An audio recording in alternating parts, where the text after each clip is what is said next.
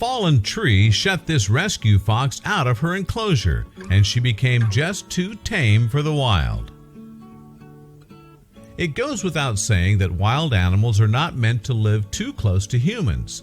Nevertheless, those that do can get surprisingly attached to the people around them. What does the fox say?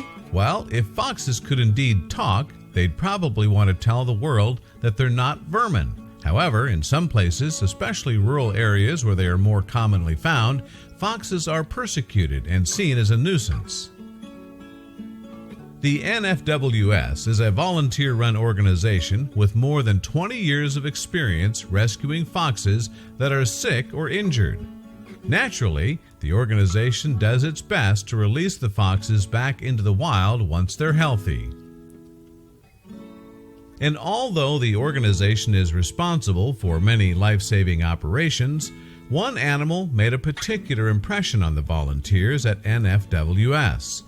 They first laid eyes on her in 2011, when researchers found the abandoned baby fox in England's picturesque Yorkshire.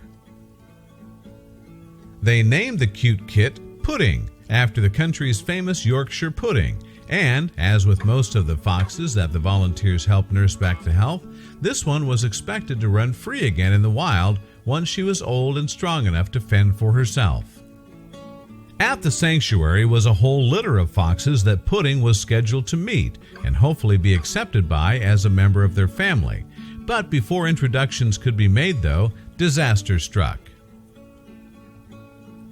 The day before Pudding was set to join the other fox cubs in their pen, a fallen 200-foot tree closed off the entrance, ABC News reported back in 2014.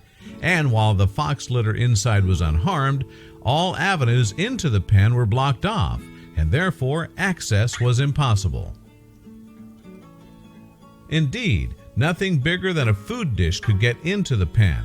Mark Hemington, the founder of the National Fox Welfare Society, took charge of making sure the litter of kits continued to get fed, but poor Pudding would have to wait until the tree was removed before she could meet her new family. However, it ended up being months later before cleanup teams chopped down and removed the tree. Finally, once the tree was cleared, the foxes in the pen were old enough to return to the wild on their own, but the same couldn't be said for Pudding. In the absence of any other alternative and unable to get her to join the foxes in the blocked-off pen, Pudding had to be hand-fed by her rehabilitators. By the time the tree was removed then, the young fox had fallen in love with her human carers. Pudding had no cubs to integrate with and bonded more with me, Hemington told ABC News. It looked like the fox had already chosen her family. But the NFWS still only wanted what was best for her and did what they could to prepare Pudding for the wild. Unsuccessfully, the charity's rehabilitators tried to integrate Pudding into other fox social groups, but she had already made up her mind where she wanted to stay. She wasn't being swayed. Indeed, Pudding had become too domesticated to release back into the wild, and now she didn't have the survival skills to even be released safely. Since she had bonded with Hemington then, he adopted her and allowed her to continue living at the NFWS sanctuary. As friendly as Pudding was, however, her domestication was a rare circumstance that the NFWS couldn't avoid. Hemington, moreover, has firmly warned the public against keeping a fox as a pet. Still, the volunteers at the organization found Pudding so adorable that they couldn't help but share her story. As a result, they featured her on one of its social media pages.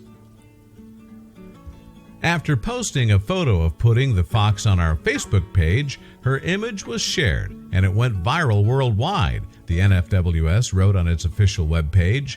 One website who shared our photo of Pudding has at last count had over 2 million views. Pudding has now thousands of followers on Facebook, and many are asking for Pudding the Fox merchandise, it added. Such was Pudding's popularity, in fact, that she eventually became the official foxy face of the organization. And while Pudding always greeted her beloved humans with a wagging tail and welcomed yips, she also made a new friend with one of her own species. One day, NFWS received a fox that had been kept as a pet and introduced the animal to Pudding. The two got along famously and swiftly became partners in crime. On March 23, 2015, however, the NFWS released the heartbreaking news that beloved Pudding had passed away. I feel like I've lost my best friend, and this is one blow that has completely knocked me for six, the charity's social media announcement read. As far as foxes go, she was my rock, the announcement continued. But though Pudding may be gone, she will never be forgotten. Indeed, her image continues to be the face of the National Fox Welfare Society.